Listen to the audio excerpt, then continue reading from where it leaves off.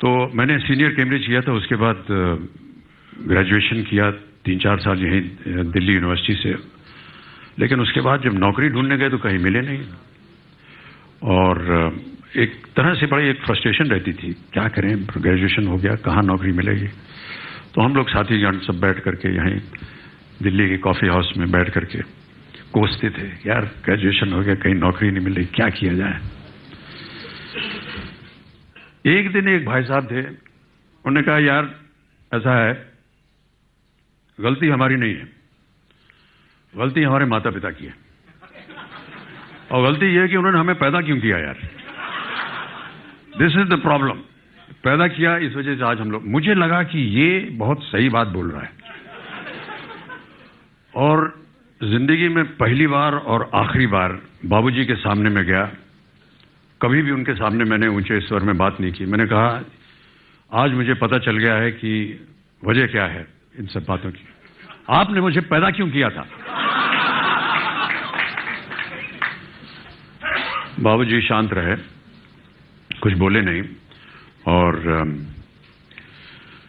हम Willingdon crescent में, जो कि अब उसका नाम शायद बदल गया है, मदर टेरेसा क्रेसेंट हो गया है, 3 मूर्ति के बगल में मकान था, वहां वो सुबह सुबह 4 बजे घूमने जाया करते थे। पीछे डिप्लोमेटिक एनक्लेव है, अब तो बहुत सारी एम्बेसीज बन गई वहां पर, पहले जंगल बियाबान होता था वहां। और वो 4 बजे उठ करके वो जब जाने लगे तो वो मुझे उठाते थे पढ़ने के लिए। तो एक कागज छोड़ गए बिस्तर पर, और मैं जब उठा तो मैंने देखा कि उन्होंने एक छोटी सी कविता लिख करके, जो रात को मैंने उनसे कहा था, उसके उत्तर में उन्होंने ये कविता लिखी।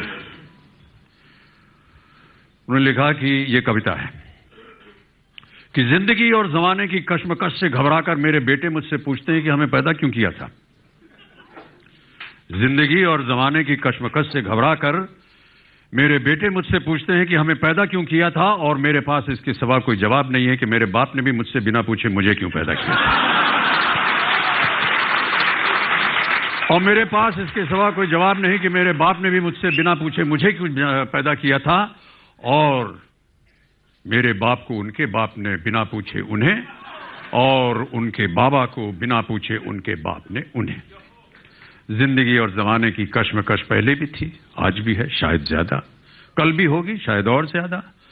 तुम ही नई लीक रखना, अपने बेटों से पूछकर उनको पैदा करना।